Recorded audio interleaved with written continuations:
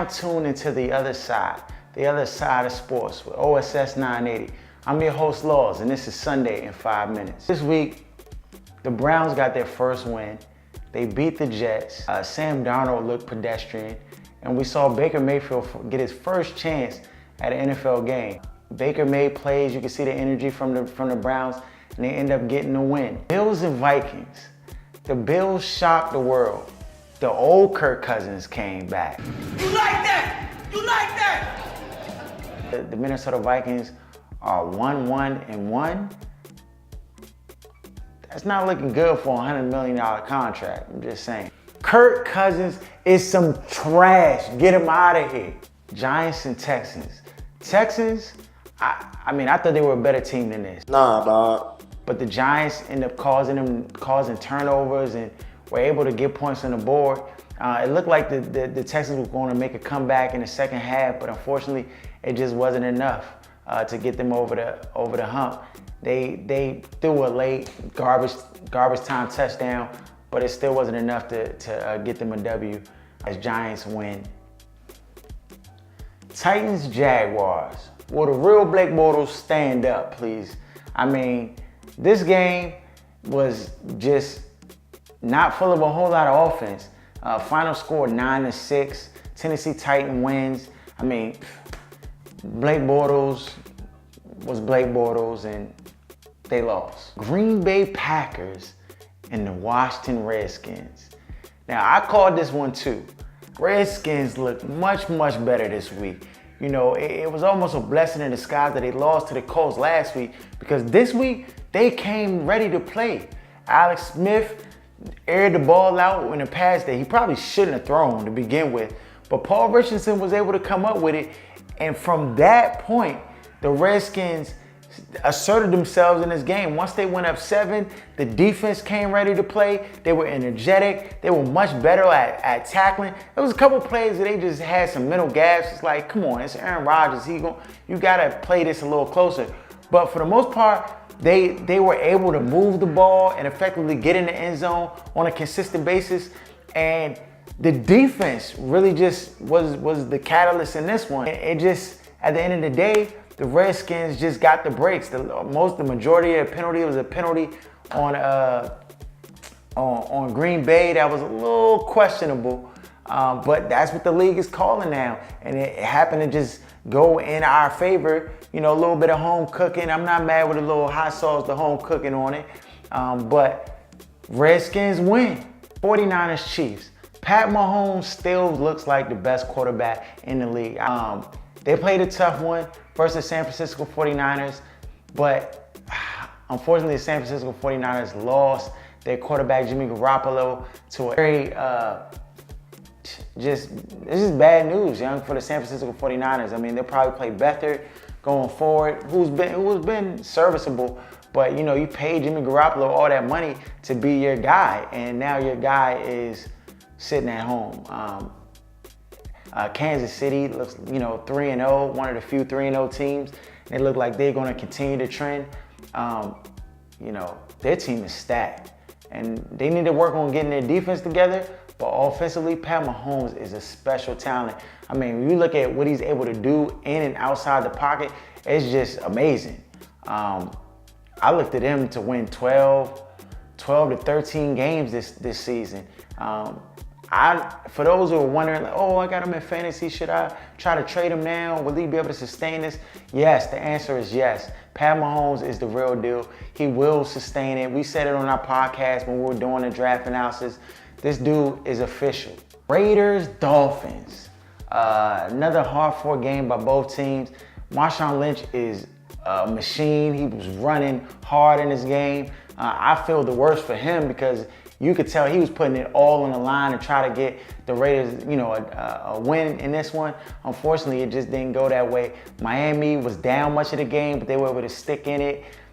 Kenny Stills caught a touchdown in the first half that kind of gave them a little bit of life and kept them in the game.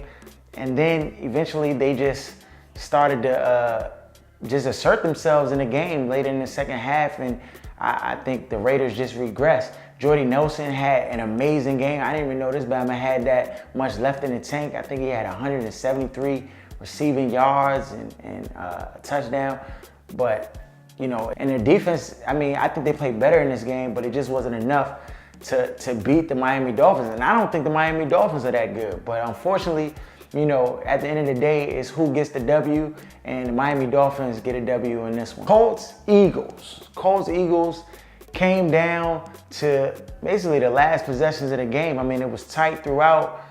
This is Carson Wentz's first game back, and he looked that way. I mean, he came out early and threw a touchdown strike, seemed to be back, you know, in football shape. But it was still some little, you could tell that he was still trying to find his way in his first real game action. Andrew Luck played like Andrew Luck, very, you know, safe throughout the day, didn't have a whole lot of yards, but was able to move the ball on the Eagles defense. The last possession, you know, he had a chance to take his team up a score, and he just made the wrong decision. And he knew it, you know, you see him smacking the floor from making a bad decision. But, you know, he got another opportunity after that, but it just wasn't enough time, and they ended up having to just take a Hail Mary shot into the end zone that didn't get caught. Saints-Broncos. Now, this game was a pure shootout, just scoring after scoring after scoring. Of course, all the big names were involved. Julio Jones, Alvin Kamara, Michael Thomas, they all did work in this game. And it was just a flat-out shootout, just throwing the ball deep. And Calvin really had 2 touchdowns, and he really showed why he's just a major prospect coming into the league. His route running abilities to get open, you know, he's that guy, for real. Matt Ryan throws 5 touchdowns in this game, but they lose. Drew Brees has a brilliant game, throws for almost 400 yards and 3 touchdowns, and just plays like Drew Brees. And then he has the rushing touchdown in overtime to get and solidify them to win. In this one, which was down to the wire, as these games are always in these divisional matchups. Saints win. Chargers and Rams. The Rams just been playing out of this world for the last couple of weeks, and they kind of continue to trend. Todd Gurley is the best running back in the NFL. Continues to show why he's the best running back in the NFL. Reminds me of the old Marshall Faulk. He just gets it done in the air, on the ground. And Jared Goff threw a lot of nice passes in this game to get them scores. And Rams win in big fashion. This is another game they score over 30 points. And they cooking on all cylinders. Dallas Cowboys and Seattle Seahawks. Dallas got behind 14-0 in this game and really was just pressing after that. It wasn't until the fourth quarter that Dak started to like come alive and be able to move the ball downfield. But unfortunately, it ended in an interception. Seattle really controlled this game. Russell Wilson got the ball out quick, wasn't holding on to the rock like, you know, for a long time, where his offensive line deficiencies could come into play in this game. And they were able to get the win. You know what I'm saying? With the 12th man in Seattle, they got that W. Bears and the Cardinals. Bears came out flat, dry. Cardinals came out trying to get their first win. I mean, they were playing hard. They were getting David Johnson involved. They looked to have a good, solid game plan to combat the pass rusher, Khalil Mack, and the pass rusher of the Bears. But the Chicago Bears just started to make plays on the defensive end of the ball. Mr. Trubisky, he's a DLG, like a don't lose the game type of guy. But he missed a lot of throws. But the defense, which is going to be the catalyst, you know, for the success, kept them in the game, allowed them opportunities to get the ball in Arizona's territory and be able to score points. And so at the end of the day, Chicago Bears win 16-14, and it was a close one. Josh Rosen got put in the game late. I don't even know why. I mean, I understand that, you know, Sam Bradford wasn't giving you production on the offensive end to the level that you would like, But putting Josh Rosen in that position to hope that he wins you the game or drives you down the field was just like, wishing on a shooting star. Like Broncos, Ravens.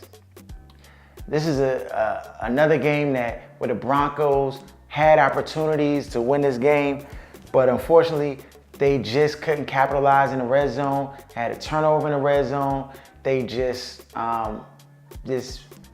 it seemed like after the second half came, the Baltimore Ravens just came out with an additional pep in their step, and defensively, they really just kind of put the clamps on the Denver Broncos and what they were trying to do.